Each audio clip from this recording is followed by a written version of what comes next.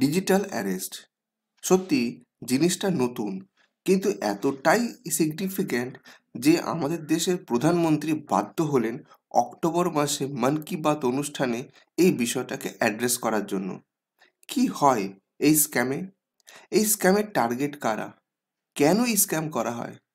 Cyber জালিয়াতির এই প্রতারণার জাল কতদূর অবধি বিস্তৃত? আসুন এগুলো নিয়ে আলোচনা করি আর জেনে নিই কী করে সিনিয়র সিটিজেন আর কর্মরত মহিলা এই স্ক্যামের শিকার হচ্ছেন।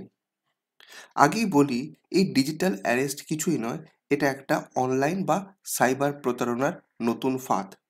কি হচ্ছে এখানে দেখুন। এই ধরনের স্কিমে দুটি পার্টি বা পক্ষ থাকে। প্রথম পার্টিকে বলা হয় স্ক্যামার, যারা এই অপরাধ সংগঠিত করেন। তারা একটা মুখোশ ধারণ করেন। সে মুখোশটা কীরকম? এই মুখোশটা হচ্ছে, তারা প্রিটেন্ড করেন, মানে ছদ্মবেশ ধারণ করেন income tax officer, CBI officer, কোনো ইনভেস্টিগেটিং অফিসার বা পুলিশ বা সিবিআই এর উচ্চপদস্থ কর্মকর্তা বলে তারা দাবি করেন। এরা ইংলিশ এবং ল ফ্লুয়েন্টলি বলেন। বিভিন্ন সেকশন এমনভাবে তারা আপনার সামনে তুলে ধরবেন যে আপনার মনে হবে সত্যিই যে ব্যক্তি আপনাকে ফোন করেছেন বা ভিডিও কল করেছেন তিনি একজন জেনুইন ব্যক্তি। এটা হলো প্রথম পক্ষ। আর দ্বিতীয় পক্ষ কারা? দ্বিতীয় পক্ষ হলেন সেই সমস্ত দুর্ভাগ্যগ্রস্ত মানুষরা যারা এদের শিকার হন। কি হয় এই প্রতারণা চক্রে? দেখুন, সবার প্রথমে আপনার কাছে একটা ফোন আসবে বা স্কাইপ বা হোয়াটসঅ্যাপে ভিডিও কল আসবে।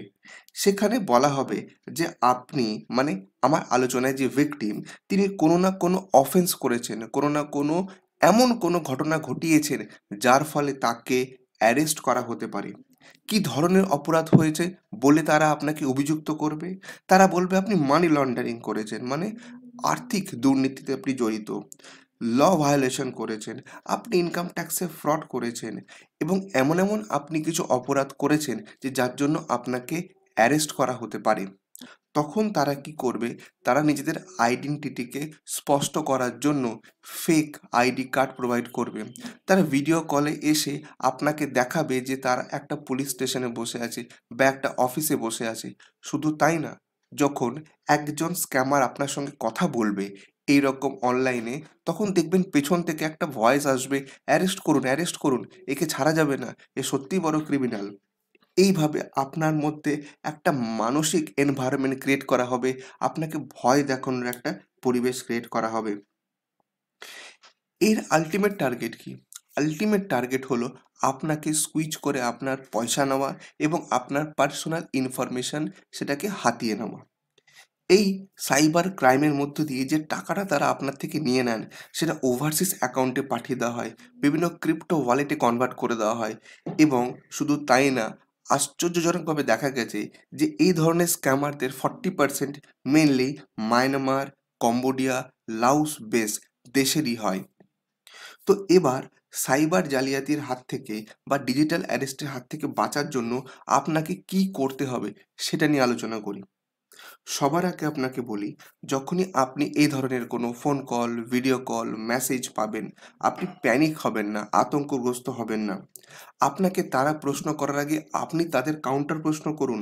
আপনি প্রশ্ন করুন যে কেন আপনাকে ডিজিটাল অ্যারেস্ট করা হচ্ছে? কী অফেন্স? কোথা থেকে বলছেন?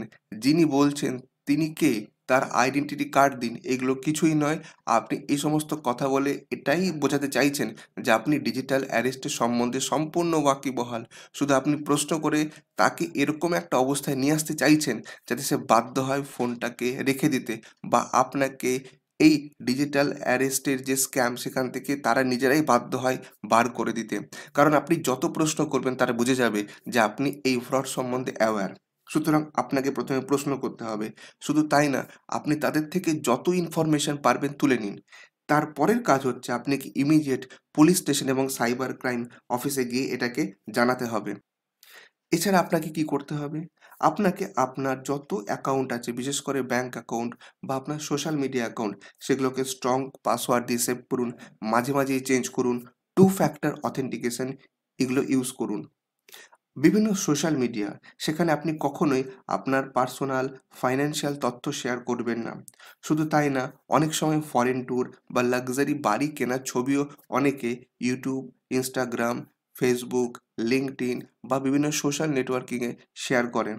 আর এই সমস্ত জায়গা থেকে স্ক্যামাররা কিন্তু আপনার পার্সোনাল এবং ফাইন্যান্সিয়াল তথ্য জোগাড় করেন। এটা সত্যি অবাক করার বিষয় যে আজকের দিনে আমরা ডিজিটাল যুগে বাস করছি। আমরা সবাই চাই যে আমাদের যে সমস্ত কাজ সেটাকে প্রচুর লোক ফলো করুন। কিন্তু এইটার করতে গিয়ে অনেক সময় এরকম হয় যে অচেনা ব্যক্তিকে আমরা আমাদের পার্সোনাল যে পেরিফেরি তার মধ্যে নিয়ে আসি এবং সেখান থেকে কিন্তু স্ক্যামাররা টাকাটা নিয়ে যান। কেমন লাগলো এই ভিডিওটা? অবশ্যই কমেন্ট করে বলবেন। আর আপনি যদি প্রথমবার আমার চ্যানেলে আসেন, অবশ্যই চ্যানেলটা সাবস্ক্রাইব করবেন। আজ এখানেই শেষ করছি। আরেকদিন হাজির হব এরকমই ইনফরমেটিভ ভিডিও নিয়ে। সবাই ভালো থাকবেন। ধন্যবাদ।